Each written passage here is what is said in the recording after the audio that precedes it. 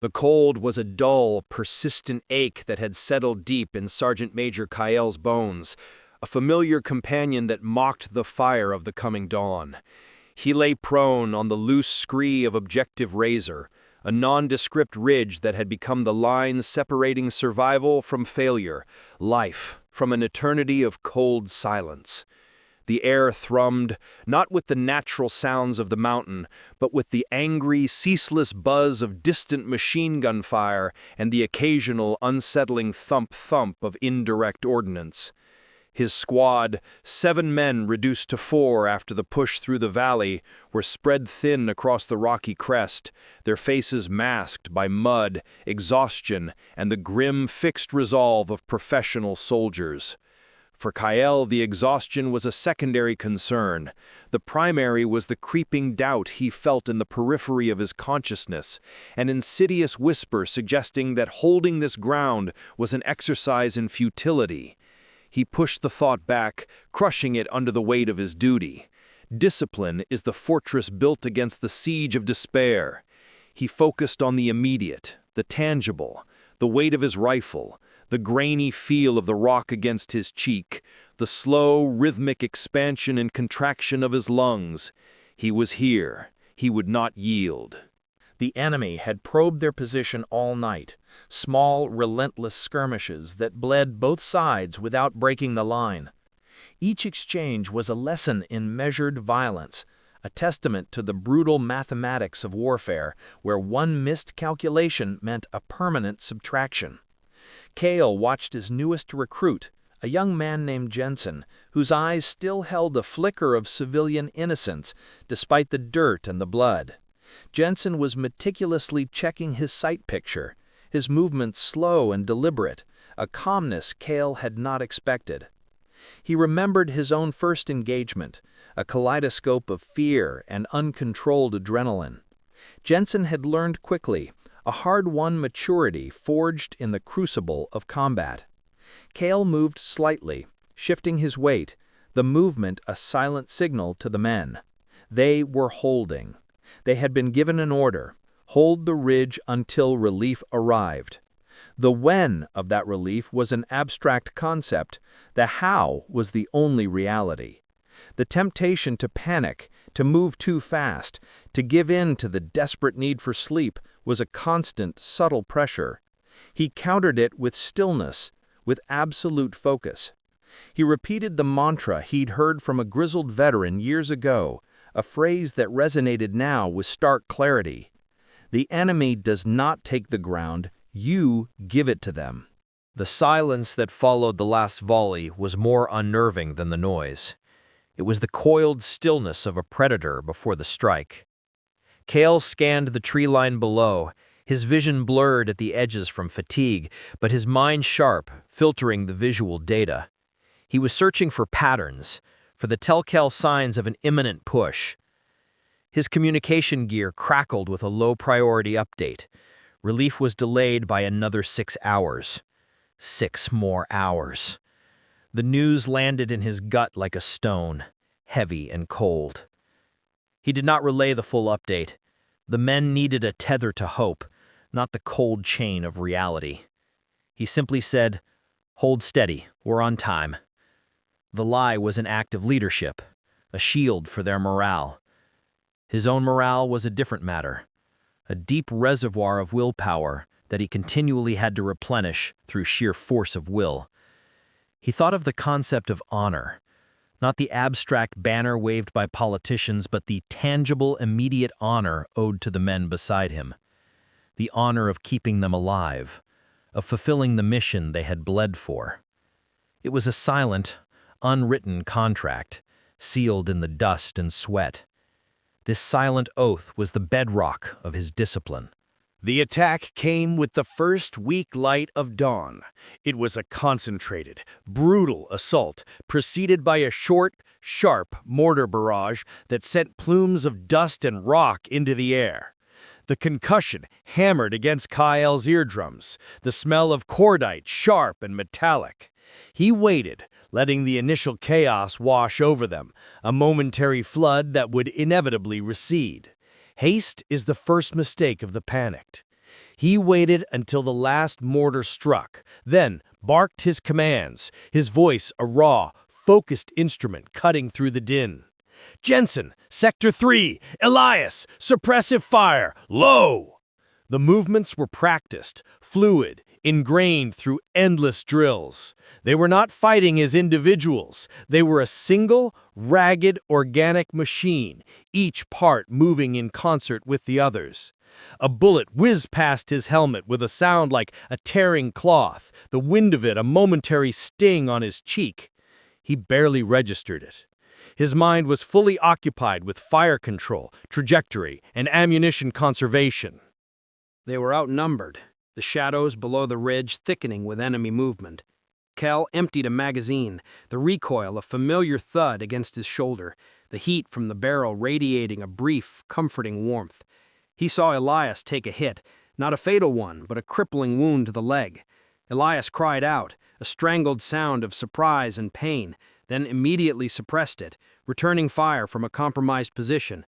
That was the essence of the spirit Kael relied on, the momentary lapse into humanity, instantly superseded by the iron will of the professional. Kael crawled toward Elias, laying down cover fire. "Secure the wound! I'll cover you!" he shouted. The enemy pressed forward, exploiting the gap. Kael felt the adrenaline surge, not the chaotic, fear-driven rush, but a clean, cold clarity that sharpened his senses. He knew he was exposed, vulnerable, but the life of his man was the only currency that mattered. He suppressed the thought of his own survival, pushing it into the abstract. He reached Elias, applying a tourniquet high on the thigh, the procedure an automatic series of movements. The pain was evident on Elias's gritted face, a sheen of sweat and fear mixing with the dirt.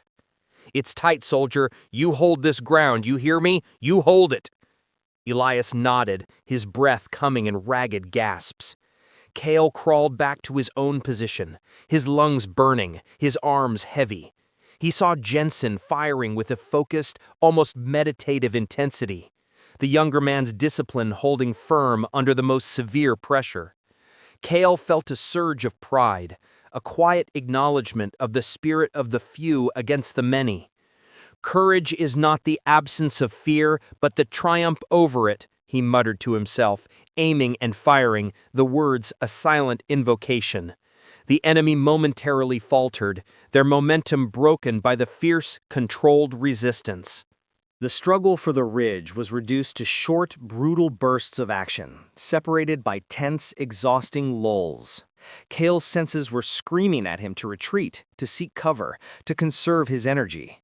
His body ached, a symphony of minor complaints from muscles pushed beyond exhaustion. His mind, however, remained a separate, unyielding entity, the command center that refused to capitulate. He rationed ammunition, ensuring every shot counted, a deadly economy dictated by their isolation. He scanned the faces of his men, Jensen, the stoic youth, and Reyes, the seasoned veteran, his face a map of old scars and present exhaustion. They looked back at him, their eyes holding that silent, trusting question, "What now, Sergeant Major?" Kael gave them only confidence, a slight, firm nod that said, "We continue." His deep, measured breathing was a deliberate, conscious act of resistance against the chaos surrounding them. He forced his mind to slow down, to analyze the flow of battle, to see beyond the immediate danger. He realized that the enemy's attack was losing its coherence, becoming sporadic, less coordinated. Their initial advantage of overwhelming numbers was being eroded by the sheer, unyielding stability of Kael's small force.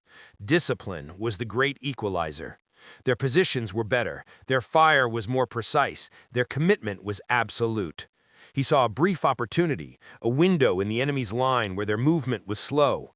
"Reyes, lay down 3 magazines, left flank, now, suppress and hold." The command was obeyed instantly, without question, the trust between the men a silent language of survival. The heavy, sustained burst of fire pinned the enemy down, buying them precious seconds of respite. Kael used the moment to check their remaining resources, his movements economical and efficient. He found a half-eaten ration bar in his pouch, a small, insignificant thing that represented a temporary victory over hunger and despair. He shared a piece of the ration bar with Jensen, a silent act of solidarity. Jensen chewed slowly, his eyes never leaving his assigned sector. The gesture was a subtle reminder of their shared humanity, the core that discipline served to protect. The enemy, sensing the pause, began to regroup, their voices echoing up the slope, guttural and frustrated. Kael knew the next push would be the hardest, a desperate attempt to dislodge them before the delayed relief force could arrive. He felt the weight of every choice, every second of delay. The thought of his family, brief and potent, flashed through his mind. A forbidden luxury, an emotional variable he could not afford to indulge. He pushed the personal aside, retreating into the professional shell.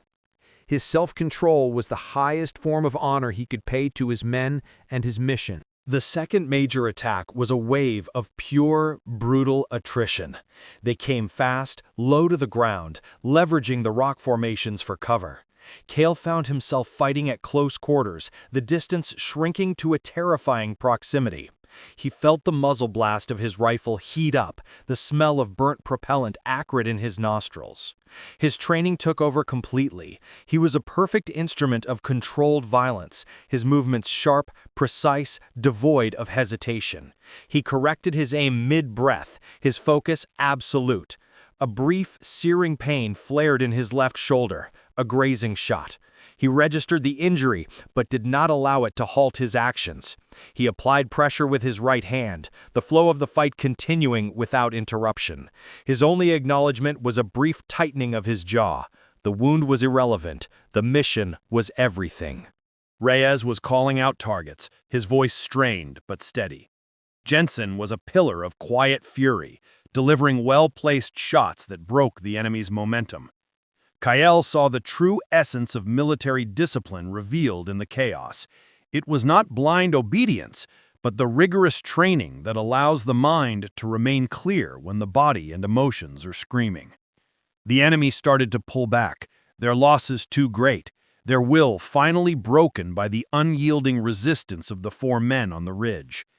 A silence descended, heavier this time, a silence saturated with the cost of the engagement. Kael lowered his rifle, the weight of the moment pressing down on him. The immediate danger had passed, but the cost was apparent. Elias was still alive, but barely conscious. Jensen and Reyes were unharmed, but deeply shaken.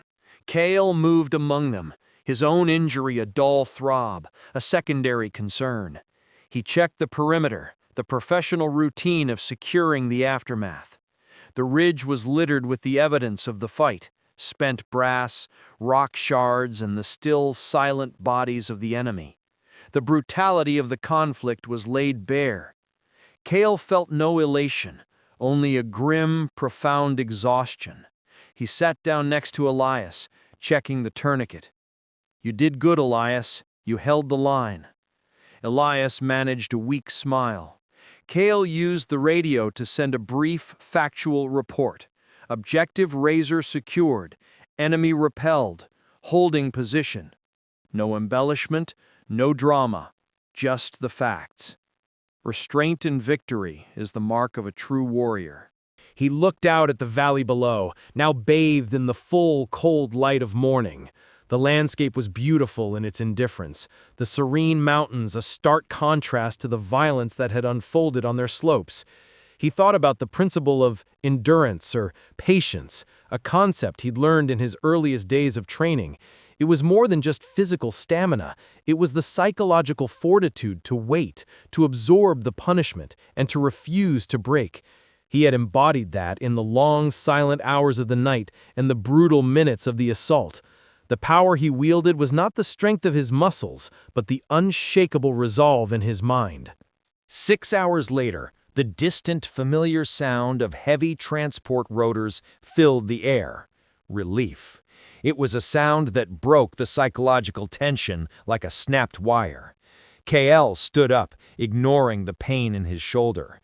He helped the medics secure Elias, giving the new commander a concise, unemotional handover.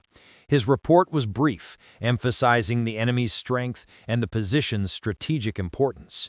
His duty was fulfilled. He had held the line. He turned to Jensen and Reyes, a rare, momentary softening in his eyes. He only said, "Good work, men. Move out." They nodded, their exhaustion finally showing, the steel in their posture beginning to soften. As he was loaded onto the transport, Kael looked back at the ridge, now a cold, indifferent stretch of rock. It was a place of sacrifice, a testament to the fact that true strength is the calm under fire. He leaned back, his eyes closing, allowing the exhaustion to finally wash over him, but not the despair.